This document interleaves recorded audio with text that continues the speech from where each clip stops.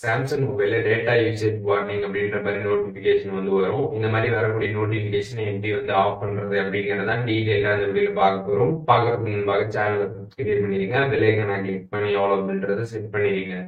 வீடியோக்குள்ள போறோம். சாம்சங் மொபைலில் இருக்கக்கூடிய செட்டிங்ஸ் ஆப் வந்து ஓப்பன் பண்ணிடுங்க. ஒன்ஸ் நீங்கள் ஆப் ஓப்பன் பண்ணதுமே அங்கே சர்ச் பாக்ஸ் இருக்கும், அதை கிளிக் பண்ணி அதில் வந்து டேட்டா அப்படின்னு சர்ச் பண்ணிங்கன்னா billing cycle and data warning அப்படின்ற ஒரு ஆப்ஷன் கொடுத்துருப்பாங்க. அந்த ஆப்ஷன் கிளிக் பண்ணிடுங்க. கிளிக் பண்ணதுமே கீழே வந்து billing cycle and data warning இருக்கும்.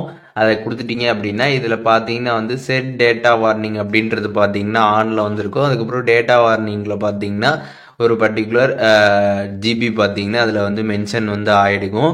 ஸோ இந்த மாதிரி வந்து செட் பண்ணி அது ஆனில் இருந்துருந்துச்சு அப்படின்னா உங்களுக்கு பார்த்தீங்கன்னா அந்த பர்டிகுலர் ஜிபி நீங்கள் யூஸ் பண்ணதுக்கப்புறம் பார்த்தீங்கன்னா உங்களுக்கு வார்னிங் மெசேஜஸ் பார்த்தீங்கன்னா வந்து செட்டிங்ஸ்லேருந்து வந்துக்கிட்டு இருக்கும். அதனால இதை நீங்கள் வந்து ஆஃப் பண்ணிட்டீங்க அப்படின்னா இந்த டேட்டா வார்னிங் அப்படின்றது வந்து வராது. அதில் பார்த்தீங்கன்னா ஆஃப் ஆப்ஷன் இருக்கும், அதை கிளிக் பண்ணி ஆஃப் பண்ணிட்டீங்க அப்படின்னா உங்களுக்கு கம்ப்ளீட்டாக அது வந்து ஆஃப் ஆகிடும். அதுக்கப்புறம் பார்த்தீங்கன்னா நீங்கள் டேட்டா யூஸ் பண்ணுறப்போ உங்களுக்கு அந்த டேட்டா வார்னிங் அப்படின்ற அந்த மெசேஜஸ் பார்த்தீங்கன்னா உங்களுக்கு வந்து வராது. ஸோ இது தெரியாமல் நம்மளே வந்து செட் பண்ணுறதுனால தான் பார்த்தீங்கன்னா இந்த மாதிரி டேட்டா வார்னிங் பார்த்தீங்கன்னா வந்து ஆன் ஆகும். அதனால நம்ம போய் இதை ஆஃப் பண்ணிட்டோம் அப்படின்னா நமக்கு வந்து இந்த நோட்டிஃபிகேஷன் அப்படின்றது நமக்கு வந்து வராது. ஸோ இப்போ இந்த வீடியோ மூலியமாக சாம்சங் மொபைலில் இந்த டேட்டா வார்னிங் நோட்டிஃபிகேஷனை எப்படி வந்து ஆஃப் பண்ணுறது அப்படிங்கிறத டீட்டெயிலாக தெரிஞ்சிருப்பீங்கன்னு நினைக்கிறேன். இதில் எதுவும் டவுட் இருந்துச்சுன்னா கண்டிப்பாக கமெண்ட்ஸில் மென்ஷன் பண்ணுங்கள், எல்லாருக்குமே நான் ரிப்ளை பண்ணுறேன்.